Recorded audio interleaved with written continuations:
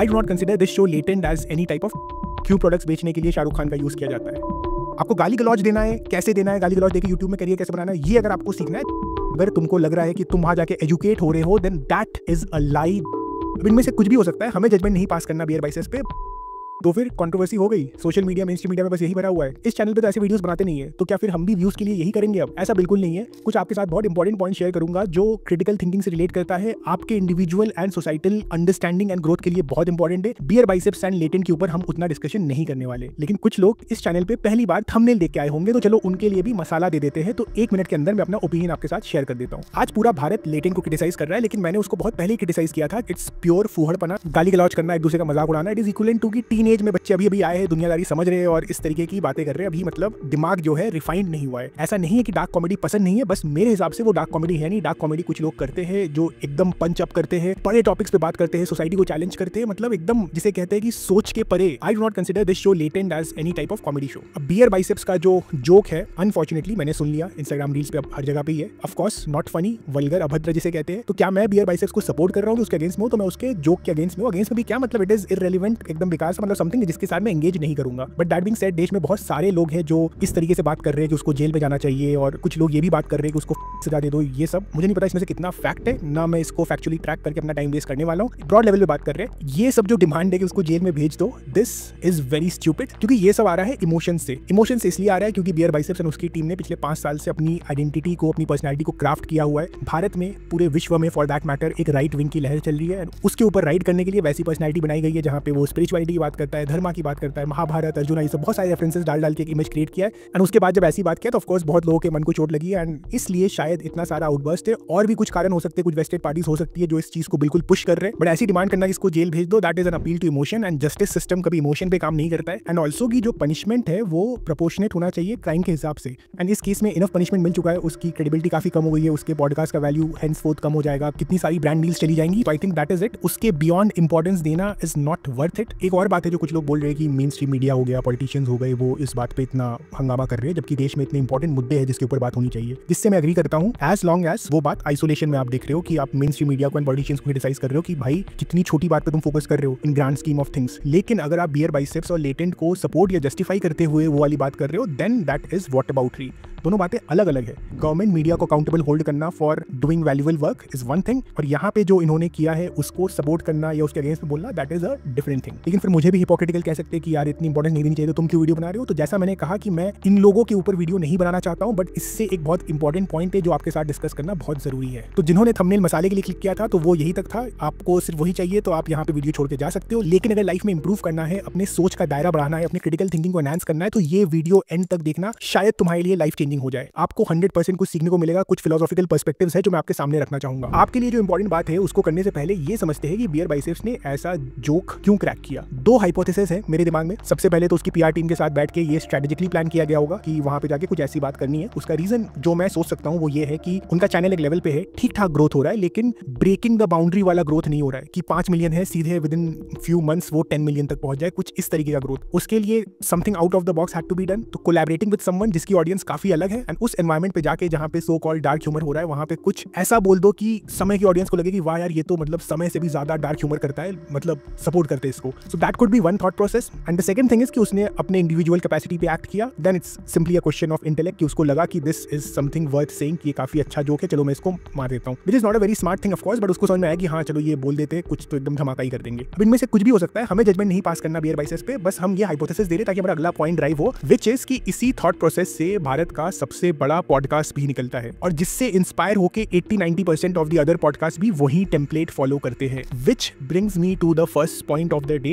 एक शब्द है सोशल मीडिया में जिसका यूज होता है जो ऑलमोस्ट अ स्कैम है मेरे हिसाब से, दैट इज एड्यूटेनमेंट। कि कुछ एजुकेशनल बातें करी जाए इन अ वे कि व्यूअर्स के लिए वो एंटरटेनिंग हो, and most of these podcast come in that category, and that is a scam in my opinion. इन सब पॉडकास्ट में which are optimised for views, वो पॉडकास्ट है ही नहीं। वो आज के डेट में कलेक्शन ऑफ रील्स है, क्वेश्चंस ऐसे पूछे जाते हैं आइदर बिकॉज पीआर ऐसे करवा करवा रहा है या फिर जो होस्ट है उसका कितना इंटेलेक्ट है, इट डजंट मैटर गेस्ट कितना अच्छा हो, it is pure time waste. And अगर तुमको लग रहा है कि तुम वहां जाके एजुकेट हो रहे हो, then that is a lie that you are telling yourself. And उस भ्रम से आप बाहर निकलिए। सीखने के लिए एक्टिव पार्टिसिपेशन करना पड़ता है। ऐसे ही चल रहा है और हम एकदम पैसिव जैसे बैठे हुए, उससे कुछ नहीं हो सकता। It's pure entertainment, that's it. Coffee with Karan जैसे था वैसे है ये सब। कुछ कंटेंट कचरा होता है जिसे ब्रेनलेस एंटरटेनमेंट कहते हैं, जो आपके most of the reality TV shows हो गए, लेटेंट फॉर दैट मैटर, ये सब उसी कैटेगरी में आते हैं। लेकिन इस टाइप के जो पॉडकास्ट होते हैं वो इल्यूजन तो देते हैं कुछ बहुत इंटेलिजेंट होने का, बट रियलिटी में वहां पे क्या हो रहा है, रैंडम बेसिक सरफेस लेवल पे बातें की जाती है। And that is the reason why वहां पे पॉलिटिशियंस जाते हैं। सबसे पहला तो ऑफ कोर्स रीच है, इतने लोग देख रहे हैं। एंड सेकंडली कोई जर्नलिस्ट आपसे क्वेश्चन नहीं पूछ रहा है। चलो आज के डेट में जर्नलिस्ट भी उतना अच्छा जर्नलिज्म नहीं करते, बट स्टिल एक पैटर्न होता है, एक बेसिक लेवल आप एक्सपेक्ट शायद कर सकते हो। इंडिया में कुछ जर्नलिस्ट भी इस चीज को वायलेट करते हैं, खैर, बट स्टिल इन पॉडकास्ट में तो कोई पुश बैक ही नहीं है। मतलब इतनी ईजी मार्केटिंग स्ट्रेटेजी है, इसके लिए more and more politicians are coming to these podcast. And ये हमें माइंडफुल होना है कि हम ऑनलाइन आज के डेट में क्या कंटेंट कंज्यूम कर रहे हैं। एंटरटेनमेंट कंज्यूम करना है करो, लेकिन do it from a place of awareness कि एंटरटेनमेंट कर रहे हो तो भी कुछ लिमिट होगा ना, कि हफ्ते में 1 घंटा 2 घंटा 3 घंटा आप एंटरटेनमेंट के लिए यूट्यूब देख रहे हो। बट ऐसा तो नहीं है ना कि आप हर रोज हर दूसरे दिन में बैठ के 2-2 घंटे के एपिसोड देख रहे हो। मतलब तो बेवकूफी है ना कि आपको लग रहा है कि आप एजुकेट हो रहे हो, रियलिटी में नहीं हो रहे हो और बस देखे जा रहे हो। इससे रिलेटेड साइकोलॉजी का एक और कॉन्सेप्ट है जिसे कहते हैं हेलो इफेक्ट, कि Beer Biceps as a person I think is a pioneer when it comes to content creation. YouTube को उसने क्रैक कर रखा है आज से नहीं, प्रॉब्ली 10 साल से। एंड अगर यूट्यूब कैसे सीखना है, यूट्यूब पे कैसे चीजें करनी है। बट हेलो इफेक्ट क्या होता है कि इंसान एक चीज में अच्छा है, उसकी वजह से ऑडियंस उसको देख रही है, एंड देन ऑडियंस अज्यूम करने लगती है कि ये बाकी चीजों में भी अच्छा होगा। And we expect a certain degree of intelligence, we expect a certain degree of morality, ethics from these people, which is foolish on our part. बहुत सिंपल सा एग्जांपल है, कुछ कंटेंट क्रिएटर जो आज के डेट में इंडिया में बहुत बड़े कंटेंट क्रिएटर, जिन्होंने भी अगेन 10 साल पहले चालू किया था, जो गाली गलौज देने वाला कॉन्सेप्ट था रोस्टिंग के नाम पे, that has been happening for so long and it's just a matter of luck and of course consistency on their side. Give credit जहां पे ड्यू है, कंसिस्टेंटली उन्होंने गाली गलौज किया, today they have become really big. अब मान लो वो बैठ के किसी और चीज पे ज्ञान दे तो आपको सुनना चाहिए? बिल्कुल नहीं सुनना चाहिए भाई, बिल्कुल नहीं सुनना चाहिए। If you are listening to that person, if you are getting inspired by that person, बाकी चीजों में आपको गाली गलौज देना है, कैसे देना है, गाली गलौज देके यूट्यूब में करियर कैसे बनाना है, ये अगर आपको सीखना है then of course listen to them. मगर उसके अलावा इट इज वेरी इजी, जब आपके पास प्लेटफॉर्म होता है ना, तो एकदम से मोटिवेशनल कंटेंट पे शिफ्ट करना, अपनी कोई सैड स्टोरी बताना कि एक जमाना था कि जब मेरे पास कुछ नहीं था, मेरी माँ घर घर जाके काम करती थी और आज देखो मैंने मेहनत कर करके निकाला। People are getting inspired by that, that is highly immature of the viewers. And ये हेलो इफेक्ट है बोल के ही मार्केटियर्स क्यों ब्रांड एम्बेसडर्स को रखते हैं, क्यों प्रोडक्ट्स बेचने के लिए शाहरुख खान का यूज किया जाता है। ये एक्टर्स से शुरू हुआ था, and actors are actually better than influencers in maintaining their image for a longer duration, क्योंकि वो सिर्फ मूवीज में आते हैं और उसके अलावा लिमिटेड अपीयरेंसेस होते हैं। वेयर एज जो सोशल मीडिया इन्फ्लुएंसर है, उनका exposure to public because of consistent content creation, उनका गेम है एल्गोरिथम का है, तो उनको कंसिस्टेंटली रहना पड़ता है, स्टोरी अपडेट करनी पड़ती है, आजकल लोग बिहाइंड द सीन्स भी डालते हैं, तो people are exposed a lot more. Fakeness बहुत टाइम तक नहीं चल सकता है। हेलो इफेक्ट्स अपने आप को बचा के रखना है, किसी को भी अपना आइडियल नहीं मानना है। कोई इंसान एक चीज में अच्छा है then that is it. Steve jobs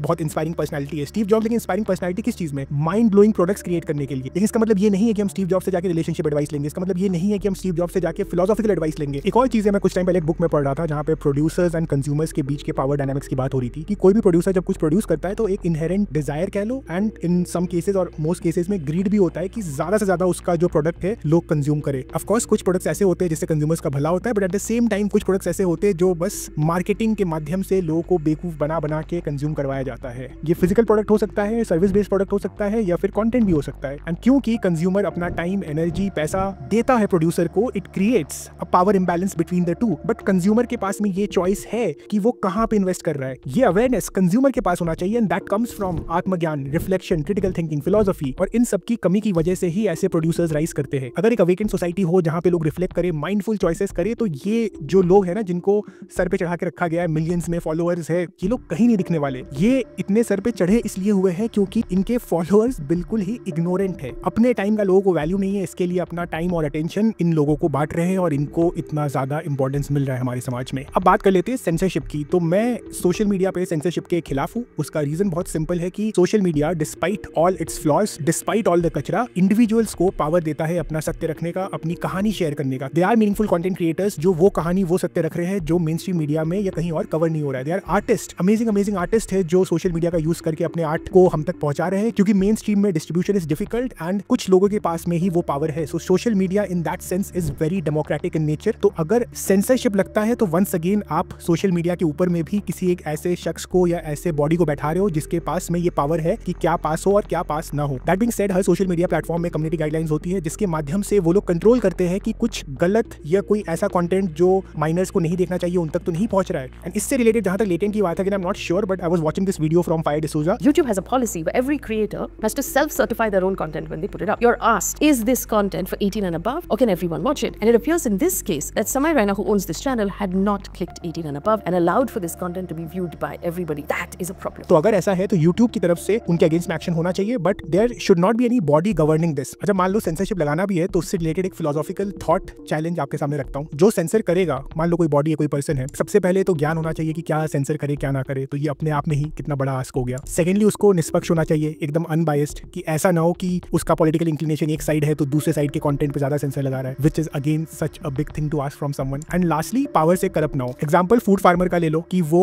companies को एक्सपोज कर रहा है और इन कंपनीज के पास बहुत पैसा है, तो ये जाके सेंसर बोर्ड के पास बोल रहा है कि तुम मेरे से पैसे लो और इसके कंटेंट को ऊपर मत आने दो, या इसके कंटेंट को तुम बैन कर दो। तो इस हिसाब से सेंसर बोर्ड को या इस पर्सन को करप्शन के अगेंस्ट भी होना चाहिए। तो ये समझ लो, इतने सारे अच्छे क्वालिटीज चाहिए तब जाके कोई इंसान इस पोजीशन पे हो सकता है। तो चलो मान लो हमने कोई प्रोटोकॉल क्रिएट कर दिया और कोई एग्जाम सेट कर दिया जिसके बेसिस पे हम किसी को लेंगे, लेकिन फिर सवाल आता है कि ये प्रोटोकॉल कौन सेट करेगा, एग्जाम कौन लेगा, कौन उनको सिलेक्ट करेगा, क्योंकि जो इनको सिलेक्ट कर रहा है उसके पास में फिर से इनसे ज्यादा पावर है। And then the question again comes कि उस वाले बॉडी को कौन सिलेक्ट कर रहा है, उसका क्या प्रोटोकॉल है। तो ऐसे करते करते हम एक लेवल ऊपर जाते चले जाएंगे and it becomes an infinite loop कि आखिरी में जो बचेगा उसके पास एक पावर डायनामिक्स होगा एंड उसका टेस्ट कौन कर रहा है कि वो इतना काबिल है कि ये सारे काम ढंग से कर ले। तो सुनने में काफी अजीब लग रहा होगा, लेकिन कुछ फिलोसोफर्स ने मेरिटोक्रेसी के आधार पे रूलर्स और गवर्नमेंट सिलेक्ट करने का प्रपोजल दिया था एंड उनका सबसे बड़ा क्रिटिसिज्म यही होता है कि आप इस मेरिटोक्रेसी को एस्टैब्लिश कैसे करोगे, सिलेक्शन कहां से करोगे। खैर, ये एक अलग फिलोसॉफिकल सवाल है, सोचिएगा इसके ऊपर कि आपको क्या लगता है कि इसका सॉल्यूशन क्या है एंड कमेंट सेक्शन में लिख के बताना। लेकिन गलती से भी ये मत बोलना कि डेमोक्रेसी इसका सॉल्यूशन है। डेमोक्रेसी पे एक और वीडियो में आगे बनाऊंगा, but for the time being think about it. Coming back to the topic of social media censorship, मान लो कि कोई तरीका निकाल लिया, सेंसरशिप लगा भी दिया। We have to understand the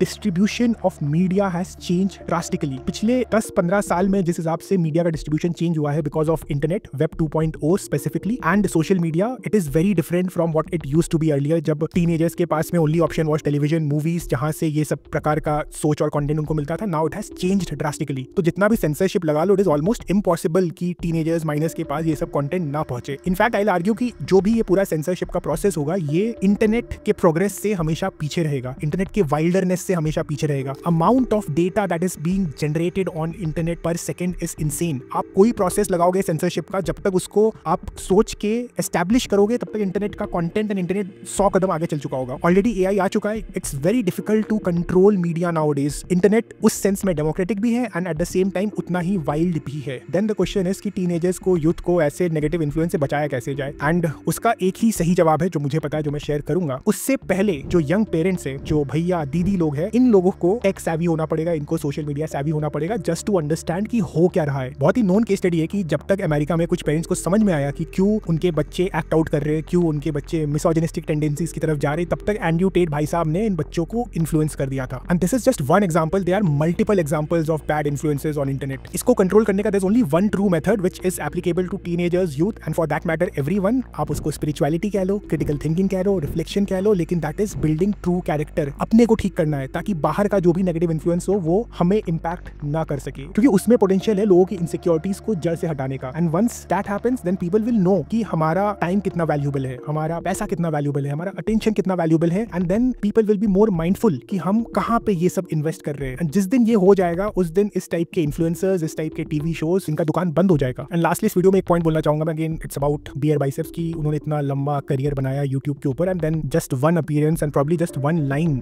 ने उनका रेपुटेशन को इतने लंबे से हार्म कर दिया। एक बुक है जो मैंने आज से आई थिंक 5-6 साल पहले पढ़ा था, इट्स कॉल्ड द 4 अग्रीमेंट्स, जिसमें एक पॉइंट है कि be impeccable with your words, जिसमें ये बताया गया है कि जो शब्द होते हैं वो सिर्फ साउंड नहीं होते, वो सिर्फ एक्सप्रेशन नहीं होते, वो इतने पावरफुल होते हैं कि आपके लाइफ में, आपके आसपास की लाइफ में मेजर इवेंट्स क्रिएट कर सकते हैं। इनफैक्ट शब्दों में इतनी ताकत होती है कि वो मिलियंस ऑफ लाइफ्स को चेंज कर सकता है। बहुत सारे एग्जांपल है, एक नेगेटिव एग्जांपल दे रहा हूं। अगर मैं आप सबसे पूछूं कि इतिहास का सबसे खराब इंसान कौन है, अगर मैं ये सवाल 100 लोगों से पूछूं तो आई थिंक मेजॉरिटी जो है आंसर होगा एडोल्फ हिटलर। कुछ लोगों को शायद ये पता नहीं है कि एडोल्फ हिटलर की सबसे बड़ी जो ताकत थी, जो सबसे बड़ा जो उनका गुण था, वो था उनका ओरेटरशिप, कि वो अपनी बातों से लोगों को इंस्पायर करते थे। अब वो इंस्पिरेशन नेगेटिव है, दैट्स अ डिफरेंट थिंग, लेकिन उनकी बातों को सुन के लोग इतना इंस्पायर हो गए कि ह्यूमन एक्सप्लॉयटेशन को एक नेक्स्ट लेवल पे लेके चले गए, इतने बड़े स्केल पे लेके चले गए, ये मानते हुए कि जो वो कर रहे हैं वो सही कर रहे हैं। कितना डेंजरस है ये। And from that aspect words matter a lot. Of course ये बहुत बड़ा एक आउटलायर एग्जांपल है, but that is how powerful words are. It's not about individuals here. वो कोई भी हो सकता है, जरूरी नहीं है कि वो फेमस इंसान हो, पैसे वाला इंसान हो। इवन रिश्तों में भी कभी कभी कुछ बातें बोल दी जाती है जिसके बाद जो डैमेज होता है दैट इज इरिवर्सिबल, चाहे वो पेरेंट्स के साथ हो, भाई बहन के साथ हो, अपने वाइफ, पार्टनर, दोस्त। एक चीज है जो बचपन में सिखाया जाता था था स्कूल्स में, there is no thing as a stupid question. इसका ऑब्जेक्टिव ये था कि बच्चों को क्यूरियस बनाया जाए ताकि वो क्वेश्चन पूछने से झिझके ना। But as we grow it is important to think what we are saying and also to think what we are asking. एक कल्चर बना हुआ है, आप सोशल मीडिया में देखोगे लोग बोलते हैं कि नहीं मैं तो बिल्कुल रॉ हूँ, कि जो मेरे दिल में है वही मेरे जबान पे है। आई मीन ये आया इसलिए था कि किसी इंसान के अंदर में कोई दोगलापन ना हो, so that is okay. But अपने शब्दों को ऑर्गेनाइज करके,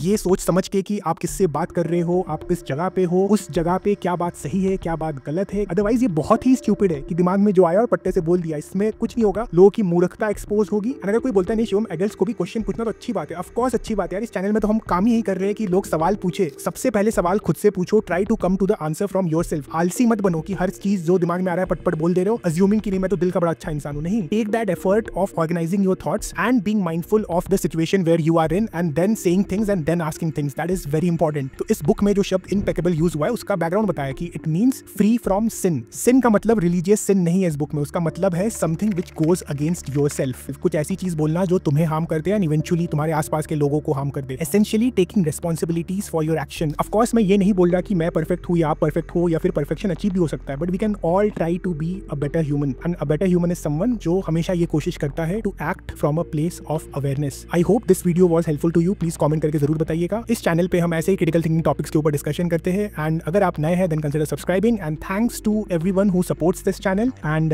until we meet again, this is Shivam signing out. Namaste.